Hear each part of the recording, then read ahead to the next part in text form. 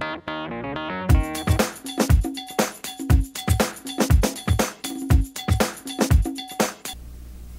this is Sitima Fowler, CEO of Capstone Information Technologies. I'm here today with Bill Pollock, CEO of Optimation Technology. Now, Bill is a brilliant businessman, and he has a fast-growing company, and despite setbacks like the economy and one of his clients like Kodak going bankrupt, he is still finding opportunities and he's still growing his company. So for those of you out there who are struggling to figure out how to grow your company, then this is an interview you don't want to miss. So Bill, not only are you having a lot of success in the business, I also wanted to mention that you are also listed in the 2012 RBJ Book of List in 4 categories. You're in the top 25 engineering firms, software developers, electrical contractors, and you're also one of the top 25 privately held businesses in Rochester. So Bill, you are a true Rochester rock star. Congratulations. Thank you, Sitima. Thanks very much. You're welcome. So now, Bill, what I want to get into is, before we talk about some of the growth strategies that you have been doing, it's good to go back and understand where you started and where you are right now. Can you talk a little bit about that? Well, anytime you start as an entrepreneur, you better start small. And so I guess, like anybody, we did start small. In the early days, actually, Optimation was my second job because you can't make a living.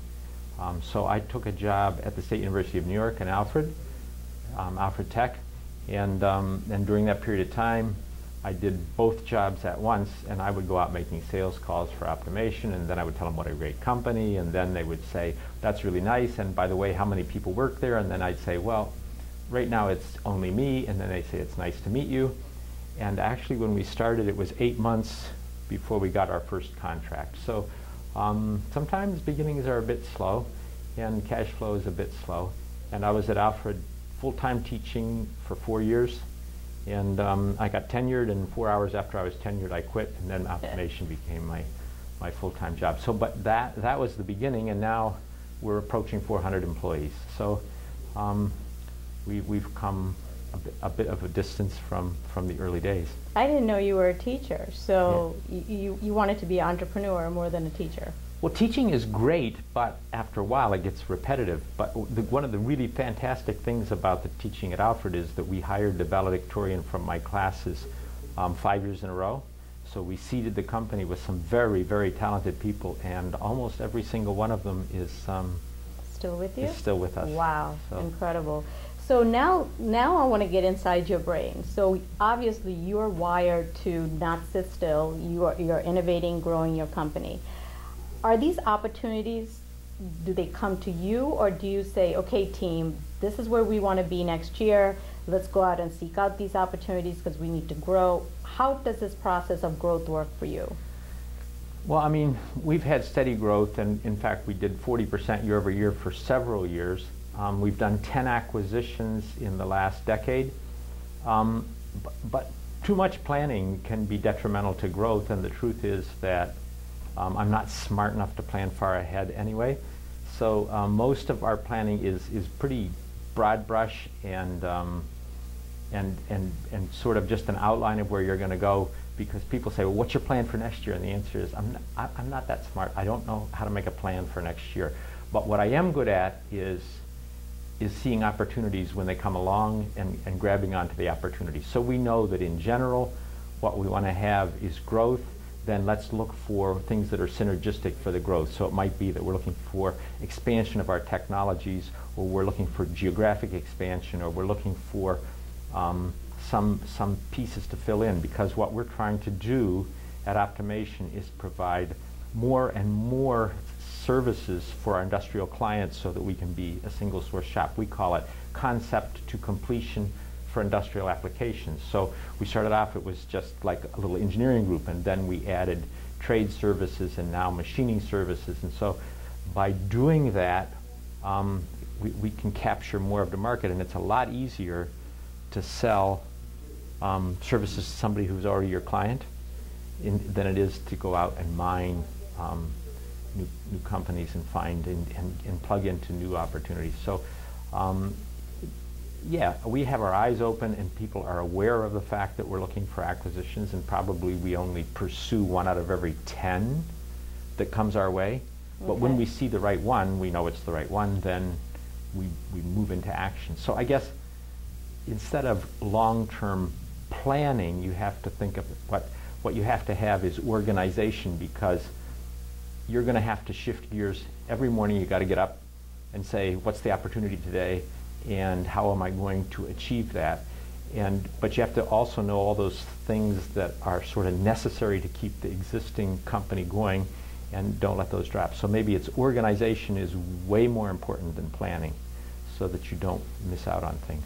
Okay, so basically, if I was to summarize what you're saying, it's a lot harder to go out and find a brand new client. So with your existing client base, what other synergistic services can you sell them? And if there's an opportunity to merge or take over another company that offers those services, then that's one of your growth strategies. And that has been our most important growth strategy.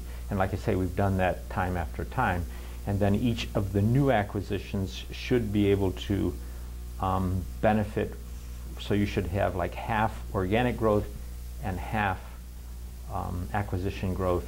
And between those two things, you can move along pretty effectively. So how do you know about these companies that are looking to get acquired? Are there companies that specialize in finding these opportunities for you? There are companies that do that. We don't tend to work with those companies at all. Almost every single one of our acquisitions has been a distressed company. So mostly we find very broken pieces, and then we take what remnants are left of those broken pieces and put them together, add our own infrastructure, our own business services, our own HR and accounting, and then take the elements of the company that's left that are good and merge those into our own. Okay, and each time you acquire these companies, they seem to be getting bigger and bigger for you. So along with these acquisitions that comes risk, and can you talk about a particular one that or a failure or a setback that you faced recently and what you did to overcome it? Well, I mean, just because there's risk doesn't have to mean there's failure. I'm pretty much the risk adverse thing doesn't impact me, so I don't have a fear of failure. Not to say we haven't had setbacks, not been on the edge of oblivion multiple times, but fear isn't a particularly useful emotion. Okay. So we tend to pass that up. I mean, fear can do two things. If you're in an adversarial or negotiating situation and somebody senses fear, they'll probably take advantage of you. The only other thing I can think of that fear might do is keep you awake at night, but that just makes you tired in the morning. So not particularly useful. So I think maybe you want to be aware, you want to be disciplined, you want to be driven, but you don't want to be fearful. I mean, if you look at a football game and you watch a quarterback during the Super Bowl, if you see fear in their eyes, probably they're not going to be the winning quarterback. So I would say dispense with the fear, except for maybe a very small part to keep you alert and aware, and then plan and strategize and organize and get on with it. The largest, and we've, like I say, been on the edge of financial oblivion multiple times. Kodak goes to bankruptcy and they owe us $2.3 million, or we've had other clients who've refused to pay in the past and so forth. So over the years, when the company was smaller, I would mortgage my house again and get some cash and bail out the company. Now, of course, we're larger, it gets harder. In terms of deals that were risky, I mean, every deal that we do is probably a risk. When we purchased from Kodak their construction, maintenance, and engineering divisions, it started off that they had as bidders multi-billion-dollar international and multinational firms. But the deal that Kodak wanted is you had to hire all the people. You couldn't terminate any of them. You had to give them their same salary and benefits, and you would get whatever work Kodak had, but there was no guarantee. So in the end, none of those companies would bid. We got left as the only sort of alternative that was available, and no bank would bank it because they said that the risk was too high. And so I mortgaged everything I had. That included my house, my 401k, And off we went, and there was no margin for failure. But the truth is, we knew that those people were talented, and that, and they've all pulled together and done fantastic things. So talking to you, what comes across to me is that risk is something that you're willing to take, and as long as you have a plan in place, and it's just not something that holds you back. And another thing is, like I'm hearing, is that as you're getting better and better with acquiring companies, that with the history of it, it seems like you're becoming more like comfortable with these mergers. Sure, but I mean, and I think maybe one of the pieces around risk is, and you talk about it as fear of failure. The question is, what does failure mean, and is failure ever final? And the answer is no. And so I've sort of had this philosophy over the years that the worst thing that could happen is I'm going to have to live in a trailer and drive a clunky car. I mean, but what can I really lose besides some dollars?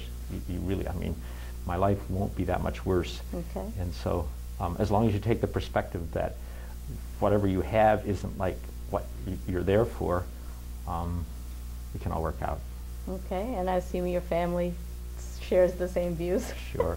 I have a very low maintenance wife. So, where did you learn all this? Do you have a mentor in Rochester? Is there somebody you really look up to that you go to? I don't have a mentor, and I'm not in any of those peer groups. That's not been the way that I do it. I have a lot of people I admire in Rochester. I mean, there are many successful entrepreneurs, and I mean, you've interviewed a lot of them. Aronis is one, and of course I think of Dick Kaplan. I'm not sure if you've interviewed him or not. No, I will. If you look at RIT, Bill Driscoll is doing. He's entrepreneurial in the way he's running RIT, and he's making that university flux and change and grow, and so there's a lot of people doing a lot of exciting things in Rochester. But I think they're my friends, and we talk, but it's not so much mentoring relationships as it is just sharing war stories, those kinds of things. Okay. So I want to just talk about just a little bit about your future. You bought a company called Kingsbury, and you bought all the jobs and moved the company operation to Rochester, which is fantastic for this area. What are your next steps with Kingsbury? Well, Kingsbury is a 135-year-old company that we bought out of bankruptcy court. They were 1,300 employees in the 90s, and then pretty much went down to nothing until they were dissolved. So we've bought all the equipment, we've bought the brand name. Now we have to polish off the tarnish that goes with the bankruptcy, and we're going to move it to Rochester, where we have 110 tractor trailer loads of machining equipment. We've rented 200,000 square feet of space, and we're building out the new Kingsbury. And of course, part of it has to be that we can finance and move quickly, because the economy moves in cycles. And we think that maybe the cycle this time is 3 years. So if we're going to be successful, we've got to be established and market and get return on our investment in the next 3 years before we hit the next down, and then have to pull back and ride out, the storm that comes with these economic cycles. Wonderful. Well, congratulations and good luck with your new ventures. And we're so lucky to have talked with you, and I think you're a phenomenal businessman, and I personally have always, every time I talk to you, I learn something more about running a business. So is there anything else, Bill, you want to share with an entrepreneur? And thank you, Sitima, you're very kind. I've taught classes at various places and shared my story with want-to-be entrepreneurs. And the answer is, it has to be something that you love, that you want to do, and you have to be able to pour yourself into it. I sort of really believe that what I do is my hobby, not a job. And people always say, well, when are you going to retire? I mean, why would you ever want to retire if you can have as much fun as I'm having? That's right, that's right. A lot of times people say, oh, it's Friday, are you excited? I'm like, no, because my clients are not going to be in tomorrow. So, I mean, I love what I do. So, yeah, exactly. So you can understand how, why would you ever retire? Right, right. Well, thank you very much, Bill. This has been wonderful. And thank you for watching. If you think you want to be interviewed for a Rochester Rockstar, then go to www.rochesterrockstars.com, and I look forward to meeting you soon.